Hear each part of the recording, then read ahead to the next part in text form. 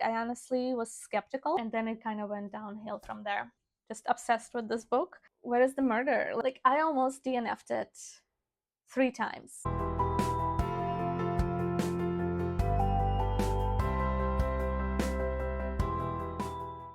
Hey, welcome and welcome back to my channel.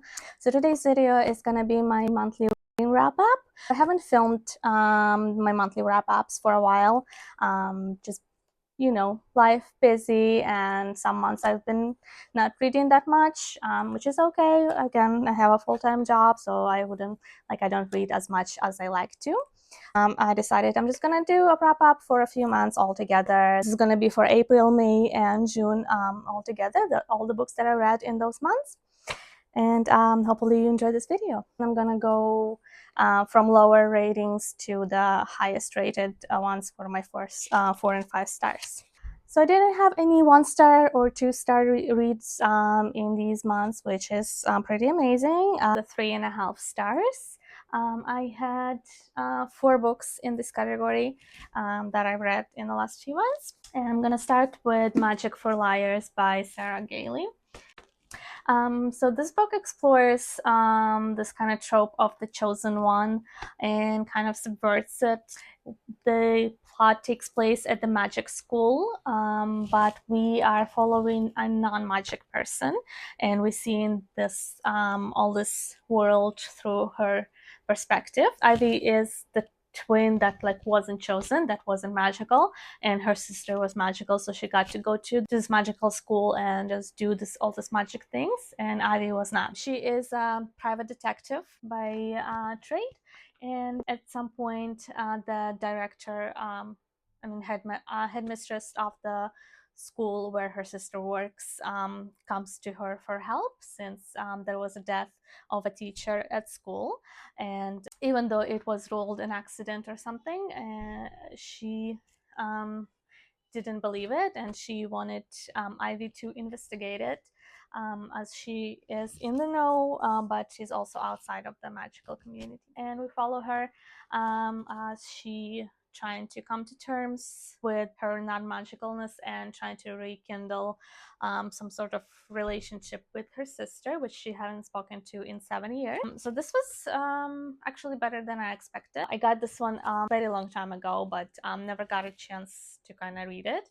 When I got it, I was very excited. It sounded like so cool in premise, but then I saw some reviews that wasn't very flattering. Spoiler free, but still it was kind of on the edge that it was just meh. So I didn't have like super high expectations for it, but I was in the mood and I decided to give it a chance. Actually, it was not as bad as I expected it to be. It wasn't like something great and out there, but I really enjoyed it. I gave it 3.5 stars. It's a very decent read. So overall I enjoyed it. I just sometimes wished it would dive in more into characters, with motivations and dynamics, and all that kind of stuff, and relationship, the complexities of their relationships.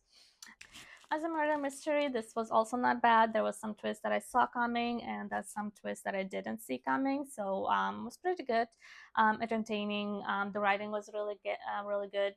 It kept me turning pages, it kept me reading. I did like Ivy, the protagonist. She's a nice written character. I don't know how I feel about the trope of her being having trouble with alcohol, basically. I don't think there was enough in the book around that specific area. It's just she was just drinking a lot, and like she acknowledged it that she's drinking a lot, but why, what, like anything, just any like consequences, any trouble that she's having like around that problem that she has with alcoholism. I thought that was just not enough. I wish it was more well written, because it just feels like it's been thrown in there just because, to make it edgy or something. The ending I found a little bit anticlimactic, and as the resolutions goes, it could have been better. A little bit underwhelming, but overall not too bad. So the next 3.5 stars is, I think, I don't know if I'm in the majority or minority, because I've seen all kinds of reviews for this book, and some people like it more, some people like it less. This is actually, like, this series been a little bit, I don't want to say controversial, it's just kind of dividing. And it's the third installment in the Empyrean series, Onyx Storm by Rebecca Yarros. Going into it, I did not have like high hopes. I didn't expect much. To be fair, I did enjoy it more than I expected to. It was actually not too bad. It's just after the disappointment that it was the Iron Flame, the second book, I didn't have high expectations. That's it. But I did get like this super beautiful edition with the like sprayed edges. I love sprayed edges, with like a little bit of a design. So it's very cute. Anyways, I'm digressing. This was much better than the second book, thank God. Still not great. I think the only good one was the Fourth Wing, the first one. And then it kind of went downhill from there. There was a few cop-outs that was like a little too easy, and the plot points that weren't developed enough and kind of even sort of like abandoned and just like rushed through, that I didn't like. But overall, I thought the plot was much better structured. The character, like, there was better ideas, and we weren't like rehashing all the same things as much, especially as in the second book. So like there's definite improvement here. So if you don't know, the Fourth Wing series is a romantic series, where we follow Violet, who is been trained all her life to be a scribe, but instead she's been sent to the academy to become a dragon rider, where she meets this rebel, Xaden. It's kind of sort of enemies to lovers, where they strike up a romance, and we follow both of them as they go through the training, and then it expands to the bigger world and the bigger war at hand. So I'm not gonna spoiler anything because it's like literally the third book in the series if you haven't read the first one. I'll just say that there was some good ideas, not so good execution, some interesting plot developments that I was kind of excited to dive into, but that wasn't really explored as much as I think it should have been. Just a little bit too much crammed into the same book, and I wish she kind of just left fewer things but did them better, I guess, and like explored it more in a proper way, because everything kind of felt rushed through. But overall, the ending, a little bit predictable. I kind of knew what it was going for, but it is, and it's also on a cliffhanger that I have some theories about. It was pretty good as cliffhangers go. Pretty interesting. So obviously I will be continuing the series since I am invested. Hopefully the next one will be also an improvement and will get better. But honestly, I loved the first book, and then the second one was very disappointing, and then this one I didn't have high hopes for, but maybe it's specifically because of that I enjoyed it more. But I did think it was a big improvement in the second one. So I think Rebecca Yarros grows as a writer of the romantasy genre specifically. So hopefully the next book will be better. So another romantasy series I have started. It is called Phantasma by Kaylee Smith. This is the first book in the duology. So I've heard a lot of great things about this series specifically, and I even heard like the second book is even better than the first one. But this became very popular, trending on TikTok as always. And this is a like dark romance. We follow Ophelia, who discovers her mom is dead, so now she has to take on the role of her mother within the family, since she has the gift from her mother was passed on to her. She can see ghosts and communicate with the dead realm, kind of a thing. The premise of the book is that through certain circumstances she ends up being roped into this competition kind of a thing that's called Phantasma, for like not really like monetary prize, but like you get to like make a wish. It is a deadly competition, so people tend to die in there. It is locked like in a gothic castle, so like very atmospheric. It is a romantasy again, so there is a love interest that we meet in here, who is a ghost, I think. A spectre, a ghost, something like that. There's several different types of ghosts in this book. So overall, I enjoyed it. Again, it is very readable. The romance was okay.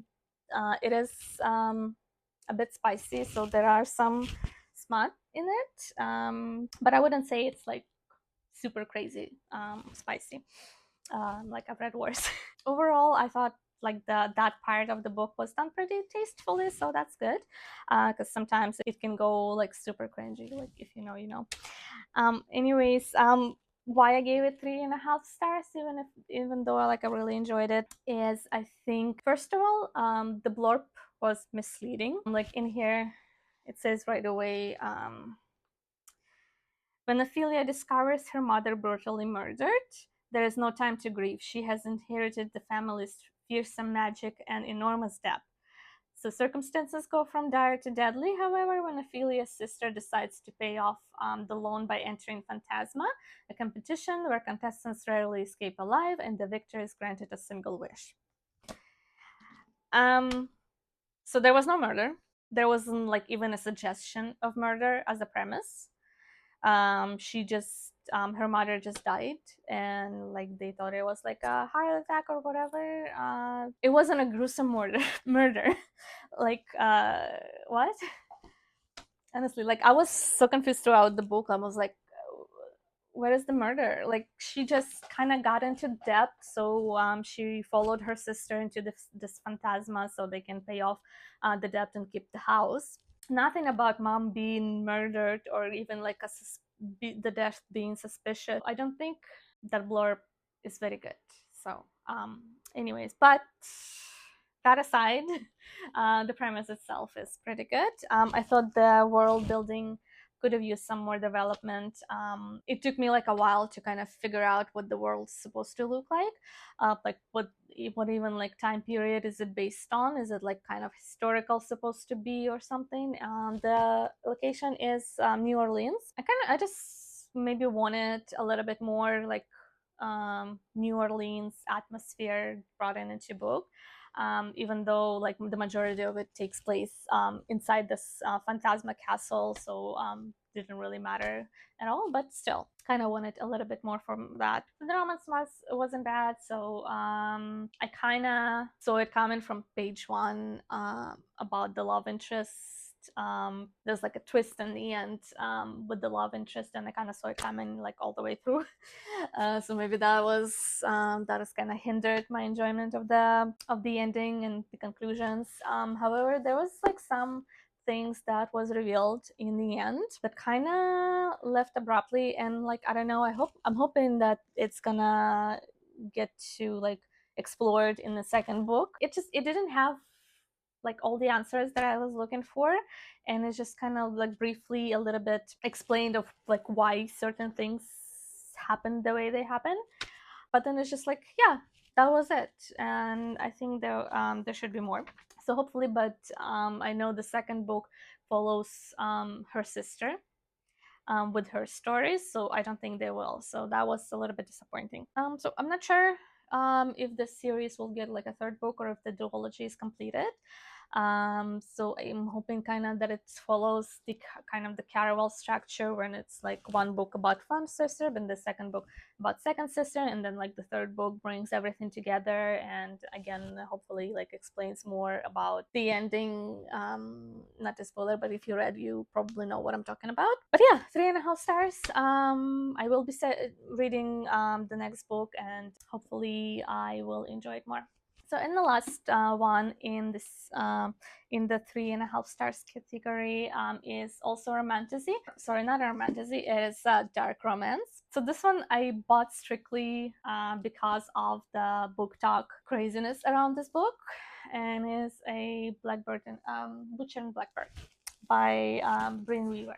So this is a dark romance set in our world where we follow two serial killers who kill other serial killers and who kind of meet and compete once a year, like between themselves, and kind of struck up a friendship. So this is basically like friends to lovers trope, although that is also misleading because it was not. It's straight lovers to lovers. They just don't get lovery right away, but like the way it's written is just like they just saw each other and they immediately they're just like huts for each other and all that stuff. I don't know if I'm gonna be continuing the series. It is continues with like Leather and Lark and then the other one. But anyways, this is actually like more fun than I expected to be. I thought I'm gonna be cringing like the entire way, and don't get me wrong, there were a lot of moments to cringe about, but like I almost DNF'd it 3 times in the first 20 pages. So the start wasn't great, but then it got kind of fun. And once you just kind of roll with the camp of it all and the cringe of it all, I was having fun with this book. This is technically a dark comedy romance, and after almost DNFing it like 3 times in the first 30 pages, I kind of have fun with it. I did like the chemistry between the two leads. I thought that was once you get past the first 30 pages when they're like just simping all over each other, even though like, you know, and trying to be cool and stuff. And so a lot of kind of suspension of disbelief regarding the plot, but other than that, it was actually pretty great. It was cheesy, it was cringy at times. It's still too insta-lovey for me, for my taste. The writing is more YA than adult sometimes. The smut the smut gets pretty graphic though. So it's kind of like it's just that weird kind of combination of the way writing and then like super adult scenes and super adult themes. The gore, like it's pretty gory, like when it comes to like the killing scenes and things like that. And the other focuses on the romance too much and then forgets kind of build some things around it. That would make more sense and make everything like more believable. So Sloane has this roommate slash best friend, and Rowan has 2 brothers, and everybody seems to be completely fine with their murderous sprees. Like everybody knows everything, and I thought it was like weird. Just, but okay. It kind of sort of explained in the book, but again, you just have to kind of roll with it, even though it doesn't make too much sense. The twists in the end also kind of was out of left field a little bit, but it was fun anyways. Like motivations and like backstories are like very surfacey. There's trigger warnings, there's like mentions of a say, or like I think it was more implied or something. It didn't even like straight like outward tell you like what happened. It just kind of all the implications, but you're supposed to know that that's what happened, I think. And I just am like that's why she kills.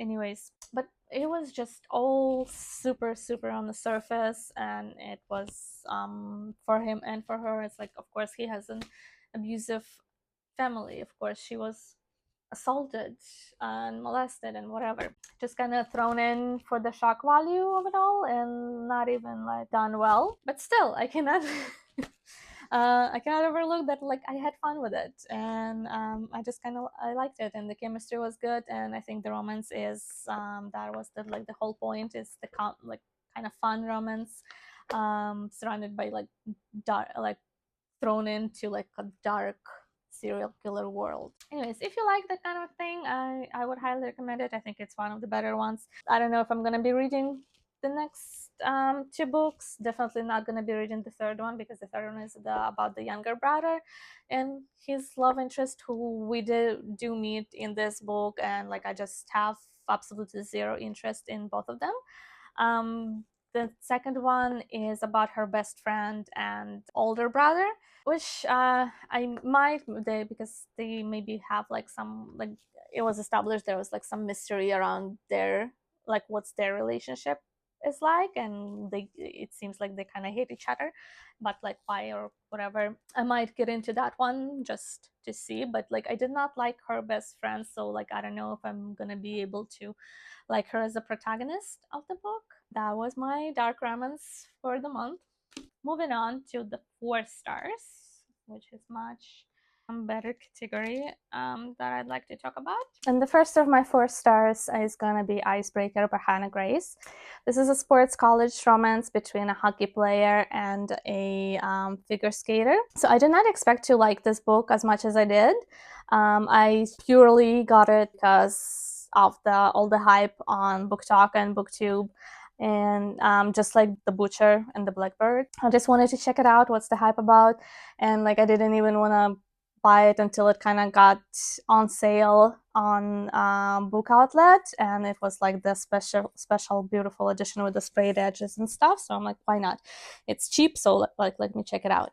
So we follow Anastasia, who's this figure skater, and we follow Nate, who is a captain of the hockey team.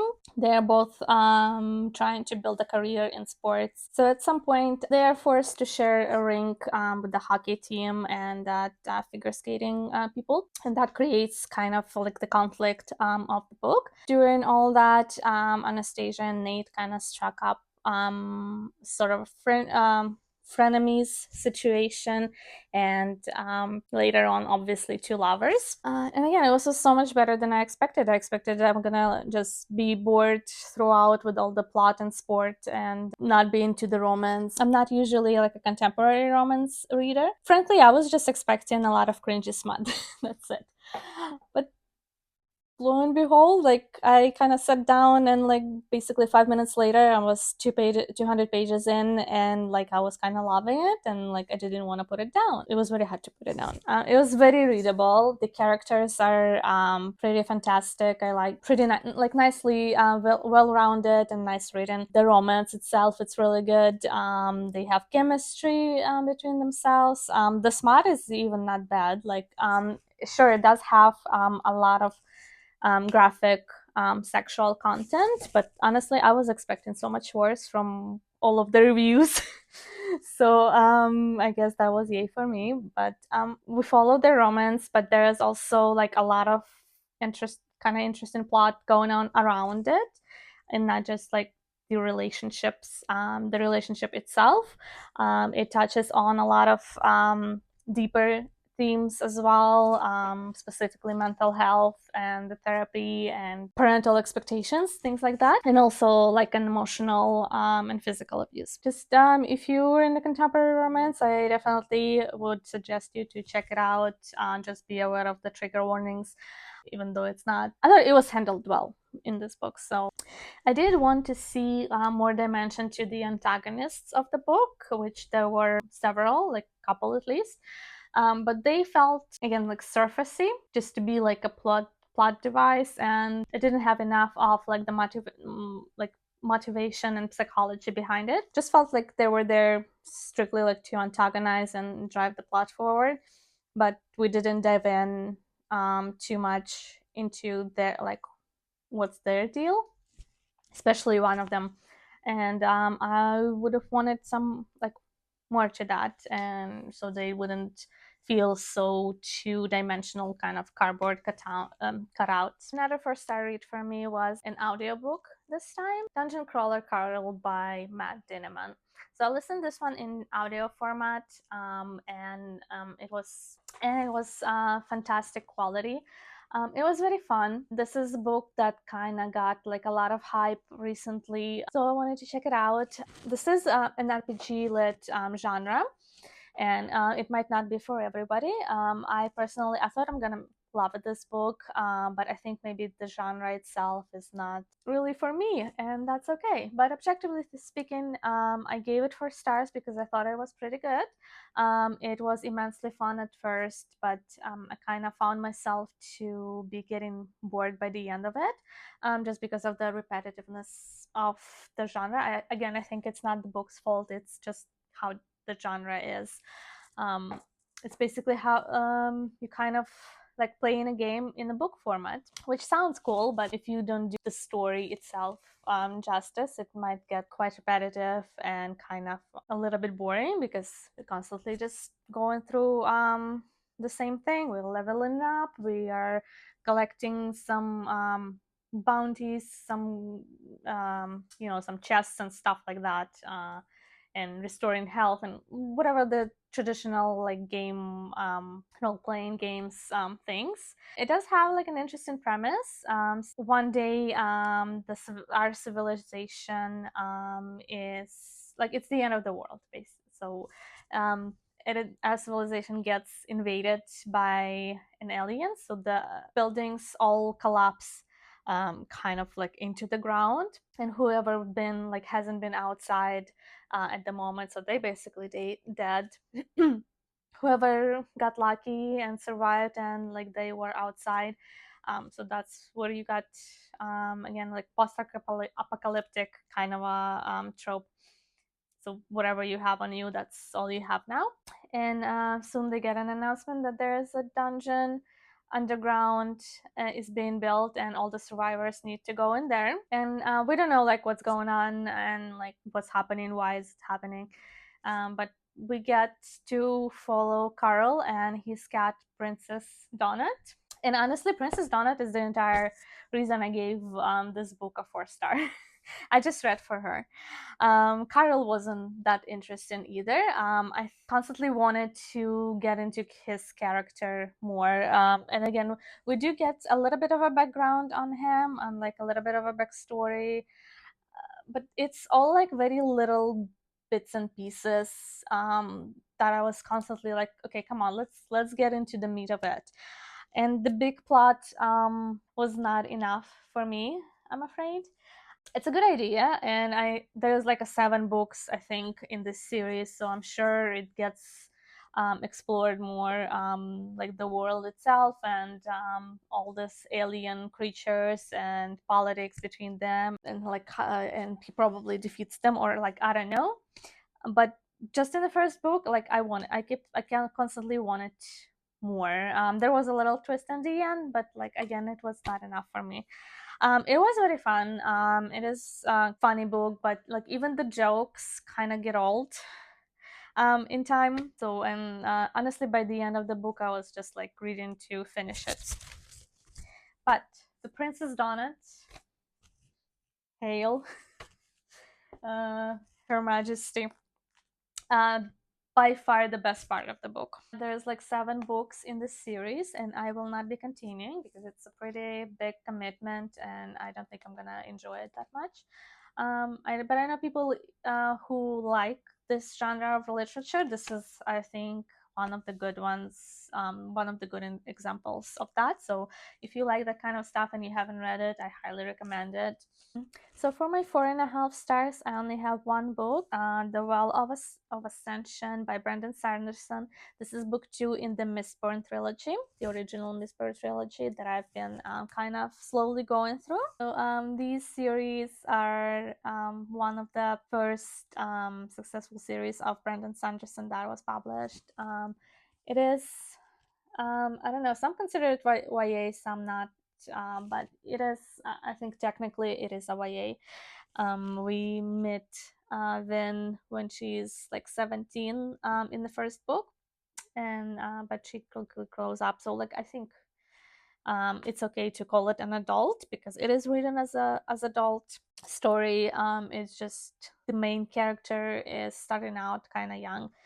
She's an orphan that was running with like a criminal crew, and at some point she meets a different crew and gets kind of hired for sort of a heist job in this world. The world is covered in mist, and we have the basically like highborn and lowborn people, and some have like specific abilities. That is like the magic system is based on the metal, so like you have to swallow the metal and then you can do like your abilities, and most of them have only like 1 or 2. And the people that called Mistborn, they able to draw the magic from like all the metals. I feel like I'm not explaining it very well, but honestly, that's I think the best I can do without spoilers. But it's pretty like imaginative world. Everything is very built thoughtfully.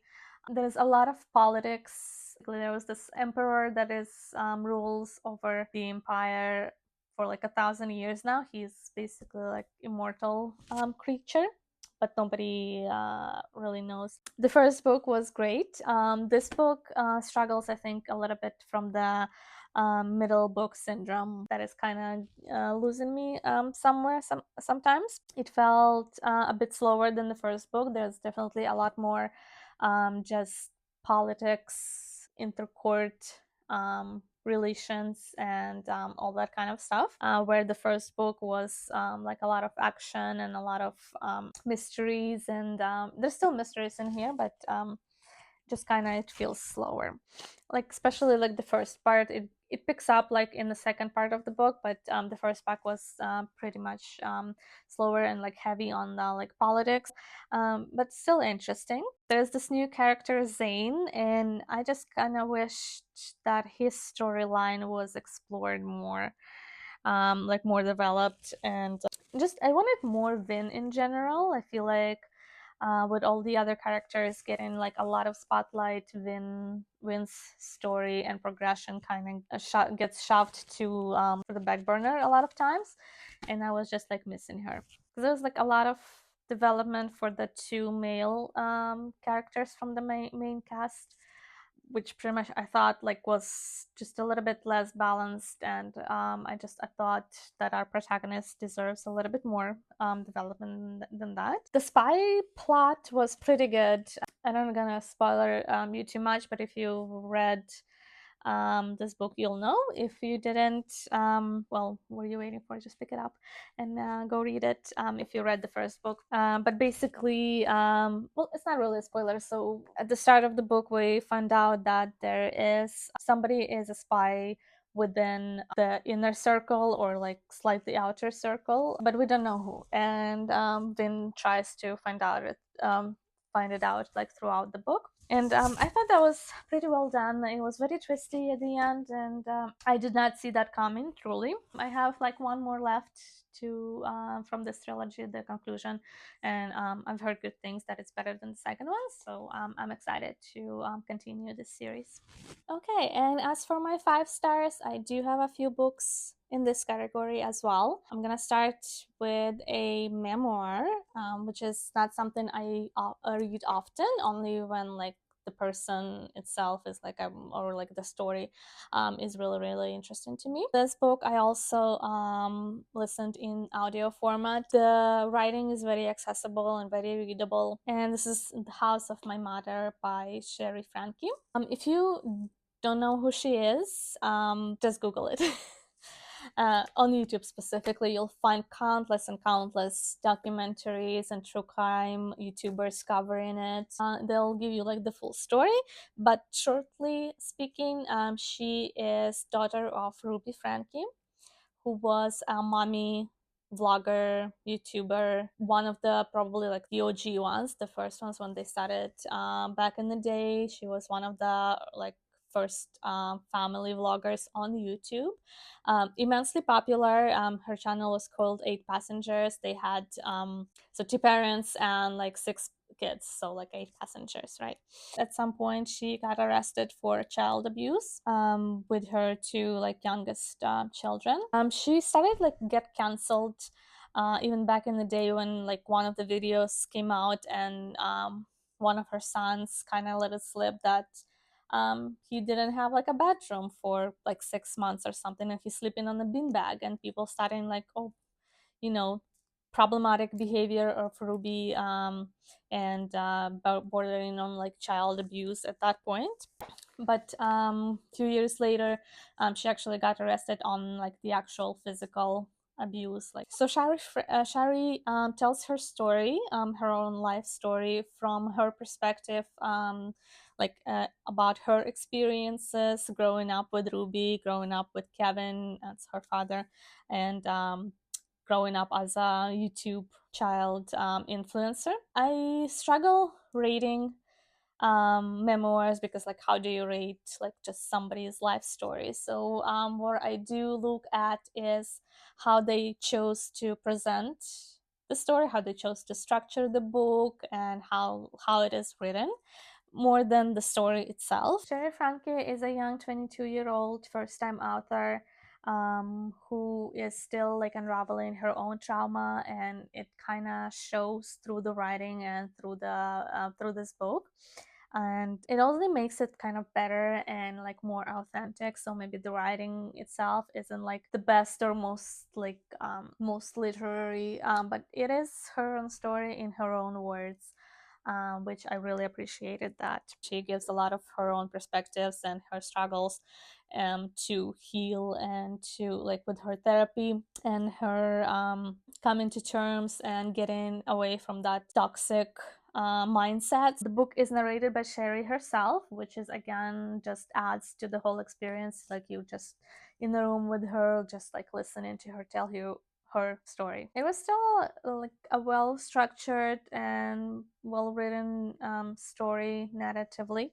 So Sherry chose to focus strictly on her own experiences. She does not touch on her younger siblings and the abuse that went on after she left the house. I think she did get a permission from her brother, who's like the oldest of the siblings, to tell his story, and which he did give. Even then, she mostly kind of um, told it about like her perspective, and like her experience with all the things that was going on with him, and between the two of them, and between the two of them and their mother. It was a powerful piece on family trauma, on the problematic nature of the family vlogging and children influencers, and the effect that it had on her life and on her development as a young woman. Highly recommended. 5 stars from me. Just pick it up and give it a read. Of course, Sunrise on the Reaping by Suzanne Collins. I'm a huge Hunger Game fan. I've like seen all the movies, read all the books, like 1,000 times by now, I think. I am a millennial, so yes, this is a classic for me. Was very excited for the Haymitch's story in this one. So this is the 25th, the first quarter quell. This was where Haymitch won his games, which like a lot of it we already know through his backstory in the original trilogy. But and like I honestly was skeptical because I didn't know if it's still like gonna be like you can do like a lot of new stuff with it, since like there's a lot of established lore around this character already.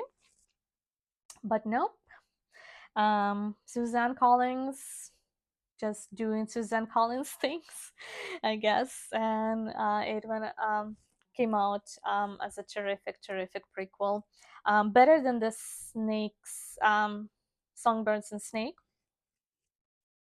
Definitely, maybe because we are not in the Snow's perspective anymore. We are reading from the Haymitch's POV. This touches on like a lot of how this propaganda machine works, and twists and turns of like all the behind the scenes, and how the revolution starts, because it did not start with Katniss. It's been in the works for years and years and years before her, and there was a lot of fails before she succeeded, and she did not succeed alone. So it's very good addition to the world. There's a lot of Easter eggs and a lot of characters that we already met. And some may say it's like fan servicey, and I'm like, yes, it is. I'm a fan service me, okay? So yeah. Anyways, what can I say? It was perfect. Like Suzanne Collins knows what she's doing. So this book is exploring a lot of sibling dynamics, and I think that was kind of a theme from the very first book of the original trilogy, with Katniss and Prim, and even like Katniss and Rue, even though they weren't like technically siblings. And here we also have some like blood siblings and like found family siblings kind of dynamics, which I really liked. That was very nice. Most of all, Maisie Lee, my girl. I just read the book for her. Love Maisie Lee. She's probably like my favorite character in this book, and that's including Haymitch, which is weird to say in the Haymitch's book, but uh, you know, if you read it, you can't disagree with me. I dare you. But also like super sad and depressing all the way through. I was like, no, why are you doing this to me, Suzanne? Obviously, I've been crying by the end of the book, but the only thing I wished was done better is Hamish's love interest girl, Lenore Dove. We didn't get enough of her, I think. She was just kind of like cardboard cut out the love interest, but we didn't get to know her. We just kind of got attached because Hamish was really attached. He was like the love of her life. But honestly, we meet amazingly, and I kind of was hoping for the enemy, like for the romance there. They had like great chemistry, but Suzanne went for the more like a found siblings dynamic between those two, and that's okay because since he already had a girlfriend that's like well established that they are in a serious relationships, I don't think that would have been great story for him. On the other hand, maybe we didn't need Lenore Duff. We could have just, do the story with Maisie Lee because she's amazing. And I thought they had some chemistry and stuff. But anyways, yeah, we'll meet a lot of younger versions of the characters, which was pretty cool. But it's also done in a way that supports the plot a lot, and it's not just a small little cameo just for the fan service. Anyways, I can talk a lot about this book, but honestly, just go read it if you read already the original trilogy and the Songbirds and Snakes. If you didn't, go read those books and then come back and read the prequel about Haymitch. The movie also comes out, I think, in 2026. There is cast has been announced already, which is for the most part is pretty good. I think there's a few of them that I don't really know much from anywhere, and there's like the Lenore Dove, I think, girl is the only one I'm skeptical about because like I saw her in Gossip Girl and I like wasn't impressed, so I don't know.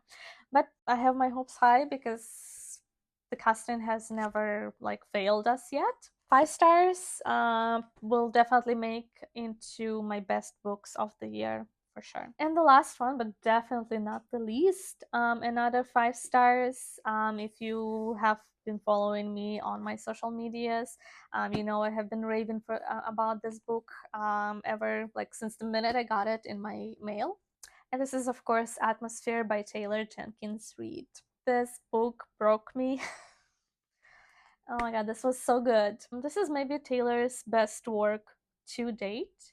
It's at least it's definitely up top there for me, with Daisy Jones like sharing the first spot. I think this book will also make it to my all-time favorites, top 10 maybe. I don't know. Did it surpass Daisy Jones? I don't know.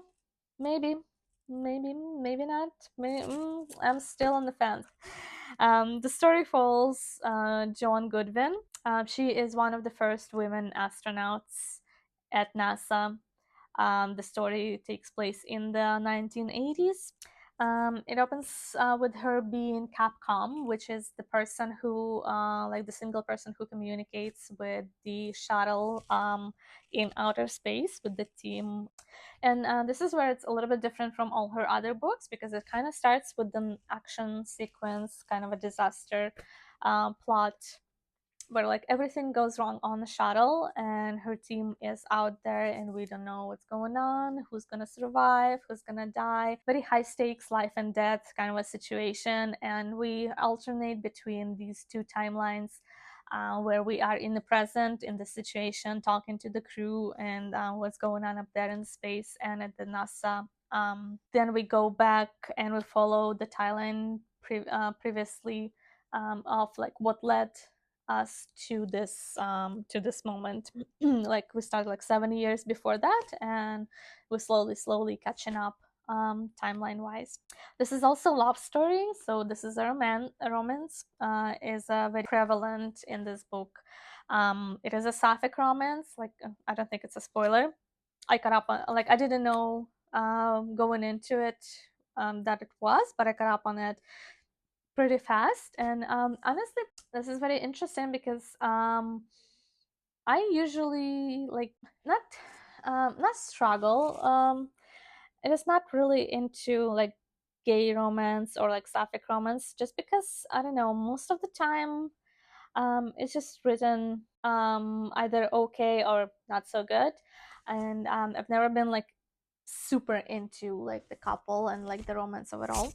Like not never, but like there's few exceptions, and I was like from the get-go like super into this one, so that says something. It was really well written. Just obsessed with this book. So this book was perfect. At the core of it, it is a sapphic love story of the two women in the 80s who are NASA astronauts, no more, no less. I love like everything about this book. There's complexities of like family dynamics, the LGBTQ representation, and kind of exploration of what it was like back like in the 80s to be in this kind of relationship. And it explores the woman's place in society at that time. Joan was very compelling protagonist. I really loved her. Her love interest Vanessa is also very compelling, very interesting character. They have a lot of great chemistry. By the end, I was sobbing. I was sobbing so hard. And the book keeps you in suspense like the entire time when we're coming back to the present time, and with the mission and the shuttle and what's going on with there. So 5 stars, super recommended. As I said, her best work to this day, will be in definitely in the best of my year, together with the Sunrise on the Reaping. That is for sure. Loved it. And that is all the books I have for you today. Thanks for watching. Let me know in the comments if you read or planning to read any of these books. I would love to know your thoughts. And if not too much trouble, hit the like button and subscribe button down below. It will really help me out and my channel. Thanks for watching. I'll see you next time.